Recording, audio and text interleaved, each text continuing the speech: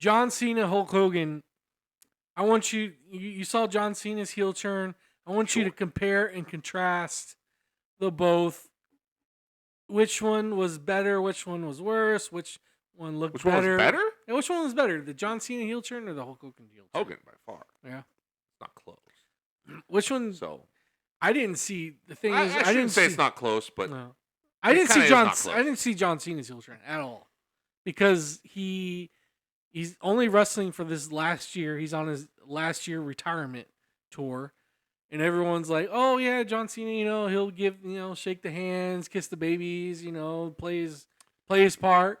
Him turning heel is like, what the fuck? He's turning heel on the last year he's gonna be wrestling. I was shocked. I'm really happy for you. I'm really happy for you that you can say you didn't see it. I did not see that. But you know what that's called? What? It's called recency bias.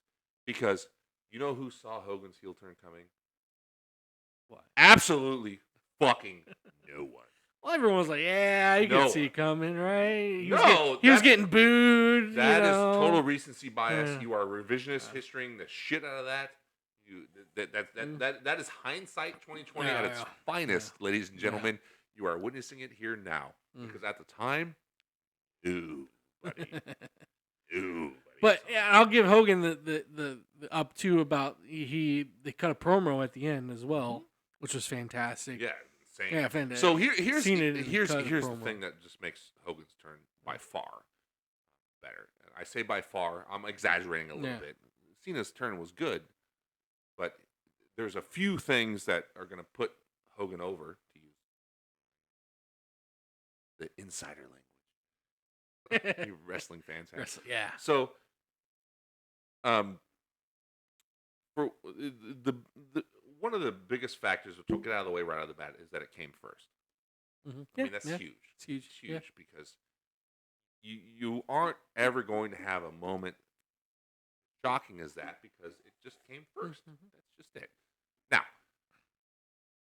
other things that I would put on top of that is, for one, I got to put it out there, I'm a huge NWO mark, to use more language. So, huge NWO mark. My two of my probably top 3 favorites of all time are the Outsiders. Outsiders, yeah. Good shit. Big Sexy's probably my favorite of all time. The Bad Guys probably number 2 or 3, somewhere in there. I'd have to really think about it. So, wrestling requires thinking? Yes, it does. Yes. So because, when it's good, yes. So because, and here's why. I will explain to you why. Hogan's turn is what created that. Is what created a more intellectual side of it, because the stories got and the characters got more realistic, and they didn't insult your intelligence as much. It wasn't just dumb fucking like goofy, comic book characters come to life at a very dumbed down level, because comic books are extremely intellectual. Comic books tackle all sorts of issues when it comes to racism, sexism, homophobia, alcoholism, drug abuse, all stuff that is very adult oriented, but the people that aren't inside, they view it as it's child's play. Yeah. They have no idea what they're talking about. Now, the NWO certainly didn't bring it to that level, but it got closer. It got more realistic. There was more realism, and the characters were more realistic that you could kind of latch onto, and it was like, okay, this is cool, this is fun to watch. It's no longer just child's play. Yeah.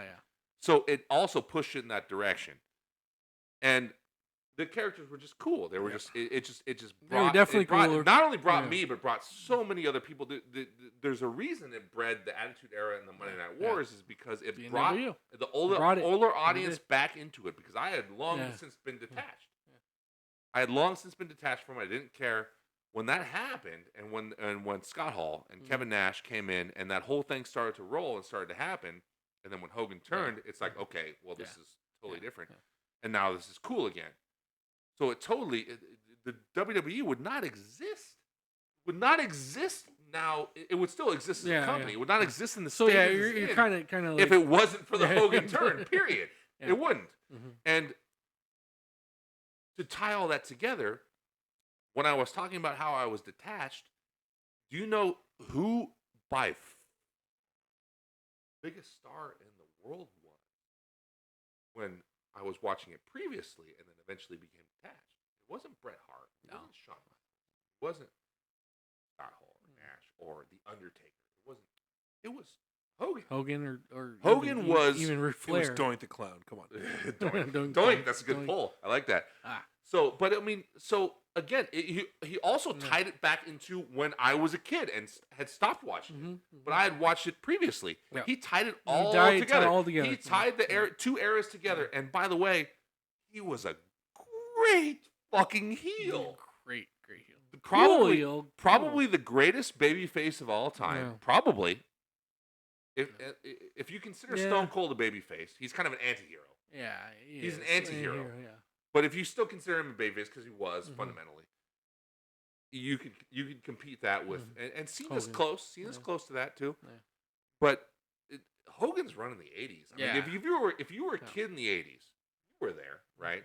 If you were a kid in the '80s, You saw it. it was before your It was time. before me. It was. If you were a kid in the '80s, the Warrior took a lot of his thunder. Yeah, he did because he did. kids loved the Yeah, Warrior. he did. But Hogan, by was far next none. level. Hogan was. He was literally.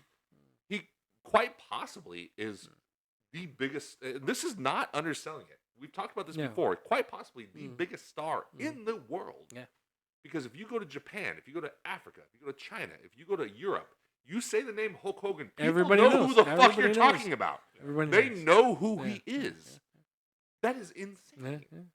Insane. He's Michael Jordan. He's like and he was I that agree. big in the 80s and then he had the second act, the 90s, second career as a heel, and by the way, was insanely great at it. Insanely great. I agree. Like you watch him as a heel, it's like I hate this fucking guy. I fucking hate him, and that's the point. That's why he was so good at it. So I just don't think there's any comparison. Yeah. One thing I will give Cena is that Cena kind of carried the torch, and he was kind of the new. He was like the 20. He's been a face for like 20 years. Yeah, so, but he was a heel at some point. like at the beginning of his And career. by the way, so was Hogan. Yeah. Hogan was in the AWA. Hogan did a heel a lot. If you watch Rocky III, Hogan is doing his heel work. He's doing his heel stuff that he did in the AWA. It's absolutely what he's doing. But when he was older in the late '90s and was Hollywood Hogan, it wasn't the heel stuff he was doing in AWA or Rocky III. He put it with that promo and everything he did after that was so dialed great. up. So great. He took the volumes, went boom, and was great at it. It was great. We'll see what Cena does with his little. No, heel and turn. that's the thing. It's like that part is unseen. He might even be a better heel than Hogan. He might. The Hogan turn was literally earth shaking. It was. Even if you weren't It changed watching, the industry. It did. Definitely it did. changed everything. Definitely did. And Definitely especially because if you look at the This history, one- the history is the most important part of that because of how big of a monstrous star Hogan was. Yeah.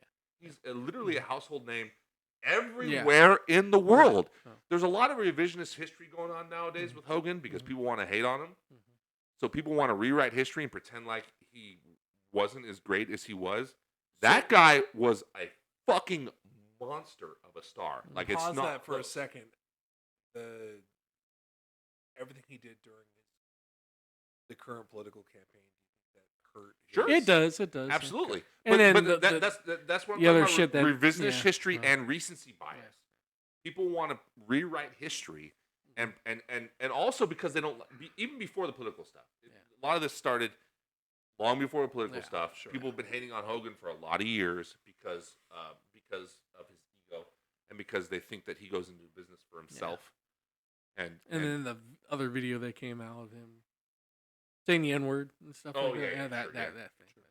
that doesn't help. It does not help. But that does not rewrite history. No, it just does not. Doesn't. And that guy was such a monster of a star. He literally took, with the help of Vince McMahon. It's not like Vince McMahon is not a part of this, but he was the face of it, right? Yeah.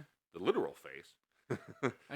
So he took it from the territorial model and blew it up into not only a national success but an international success. He would go over to Japan and draw. Oh, he would draw big time in Japan. And he was everywhere, and it was like the guy was just a mega star. No one ever would ever put a wrestler into a movie until it was Hogan. Now his movies weren't good. No. But guess what? They still got fucking made. He still got made. Suburban Commando still got fucking made, and they put the Undertaker in that shit too. That John Cena is such a better actor than Hogan. John Cena's fantastic. That's fantastic. He's great. No, fantastic. Like John Cena's like Peacemaker. He's got that bald spot like me too. Stop. Yeah, let's stop right there. Yeah. No, John Cena deserves every flower he gets. Like he is one of the best guys that the business has ever seen. Yeah. Like he is literally. If you can put like a Mount Rushmore of best guys, he would be number one. Yeah, big time. Because everything he's done for all the Make-A-Wish shit, everybody focuses on that, but the military and everything else, and then just his public persona, like the guy literally has done no wrong. Yeah. Like he's almost waiting for the fall. Yeah. Like I want to see a flaw in this guy. Well, now we are. He's turning heel. We're seeing refreshing to just. I'm kind of. Have it right off the sunset. But he's also human, though. Yeah, he is just still human. So we're waiting for that as a narrative, though. No, you're right. You're right. Like I don't want to tear people down. I want the goddamn hero. Even if he turns heel, he did. But I don't. But to me that doesn't bother me. Like it bothers everyone else. Like when they're like, "Oh, you're not the guy we thought you were. You suck now." Like even with the Tiger Woods shit. Now what Tiger Woods did was really bad, but it was between him and his wife. Yeah. Like it was none of our fucking business. I agree. It was none of our fucking business. But people wanted to tear him down so bad. I'm like, I just don't get this idea of like the guy's human. Yeah. Like you can think he's a piece of shit, but it doesn't matter because it's between him and his wife. We're in that culture of the people that are up on high. We want to bring it down to a level playing field, and then we want to see the redemption story, like Tiger coming back and winning the Masters. Want to see it. But in closing here, I'm excited for John Cena's heel turn. I can't wait to see what he says. Why he's doing this, why he's teaming with The Rock. I'm pretty excited for it. I think it was executed well. It was very executed. I don't think it was executed quite as good as the Hogan turn. No, yes, because that was again. That's still like that's burned in my mind. Right, like that's just was. It is. So maybe because it was the build up. Time will tell. Time will tell in this too as well. But it was cool the way they did it with his look and the way he looked, and it was cool. It was cool. And it was like, what the fuck is he doing right now? Holy shit. But that's crazy. It still has some goofiness to it because it's wrestling. A little bit.